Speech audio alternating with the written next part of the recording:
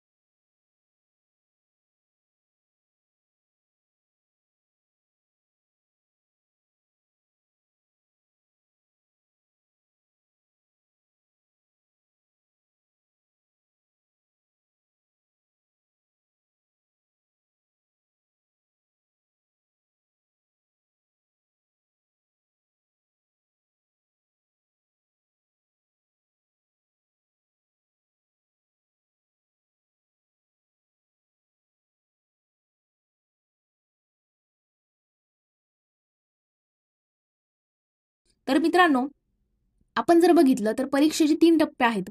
पहिलं म्हणजे परीक्षा तर 2च टप्प्याची आहे, मात्र तिसरा टप्पा मुलाखतीचा असेल. तुमची मुलाखत त्या ठिकाणी घेतली जाते. डायरेक्टली तुमचं काही या ठिकाणी तुम्हाला डायरेक्टली जॉब वगैरे मिळत नसतो. 3 टप्पे आहेत ते पार करायचे असतात. पहिला टप्पा आहे पूर्व परीक्षा, दुसरा टप्पा आहे मुख्य परीक्षा आणि तिसरा आहे मुलाखत.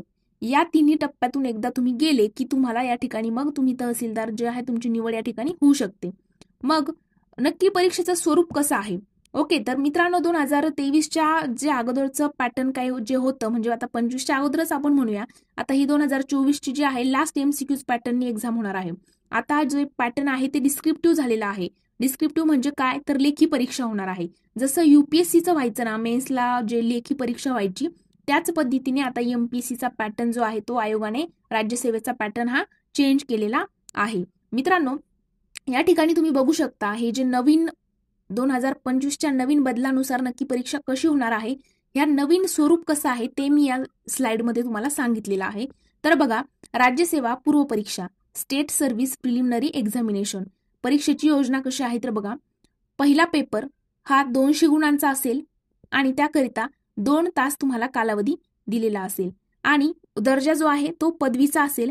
माध्यम मराठी आणि इंग्रजी. पेपरचं स्वरूप कसं असणार? वस्तुनिष्ठ प्रकार. आता इथे पण भरपूर जण कन्फ्यूज होणार की आत्ताच तर तुम्ही म्हटल्या की डिस्क्रिप्टिव्ह पॅटर्न आहे. बघा मित्रांनो, पूर्व परीक्षा तुमची वस्तुनिष्ठ बहुपर्यायी म्हणजेच मल्टिपल चॉईस क्वेश्चन जे आहेत ते या ठिकाणी तुम्हाला विचारले जाणार आहेत. कुठे? पूर्व परीक्षेला. पूर्व परीक्षेला कुठेही तुम्हाला लिखाणकाम वगैरे करावं लागणार नाही.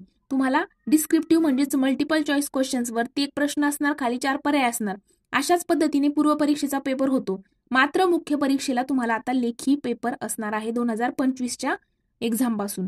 आणि तुमचा सेकंड पेपर जो आहे मित्रांनो तो देखील जो आहे 2 तासांचा असतो. म्हणजे पूर्व परीक्षेला 2 पेपर होतात. ओके, पहिला पेपर कधी? 200 गुणांचा. पूर्व परीक्षा 2 पेपर. पहिला पेपर 200 गुण, दुसरा पेपर 200 गुण. दोन्ही पेपरला 2-2 तासाची वेळ आणि दोन्ही पेपर हे वस्तुनिष्ठ बहुपर्यायी स्वरूपाचे आहेत. आणि सामान्य अध्ययन पेपर क्रमांक 2 हा CSAT बघा, अर्हताकारी असून अर्हता प्राप्त करण्यासाठी किमान 33% गुण मिळवणे तुम्हाला आवश्यक राहील. या पेपरमध्ये किमान 33% गुण प्राप्त करणाऱ्या उमेदवारांची पेपर क्रमांक 1 मधील गुणांच्या आधारे राज्यसेवा मुख्य परीक्षेसाठी गुणवत्ता यादी तयार करण्यात येईल. म्हणजे जो दुसरा पेपर आहे बघा, या ठिकाणी त्यांनी सांगितलंय सरळ की सामान्य अध्ययन पेपर क्रमांक 2 CSAT हा अर्हताकारी म्हणजे काय? क्वालिफाईंग आहे आणि तो तिथे नक्की म्हणजे किती? तर 33% गुण मिळवणं कंपल्सरी आहे. तिथे 33% गुण तुम्ही मिळवले तर तुम्ही मुख्य परीक्षेसाठी त्या ठिकाणी पात्र असणार आहात असं त्यांनी सांगितलेलं आहे. मग मुख्य परीक्षा होते तुमची. जसं पूर्व परीक्षा क्रॅक केली, पूर्व परीक्षेमध्ये 2 पेपर आहे, 200 गुणांचे, म्हणजे पूर्व परीक्षा जी आहे ती तुमची एकूण 400 गुणांची झाली. मग मुख्य परीक्षा जी आहे, मुख्य परीक्षेची योजना कशी आहे तर बघा, लेखी परीक्षा ही 1750 गुणांची असेल. ओके, कशी असेल? 1750 गुणांची. आणि ते 1750 गुण म्हणजे किती पेपर? तर तब्बल 9 पेपर तुमचे या ठिकाणी असणार आहे.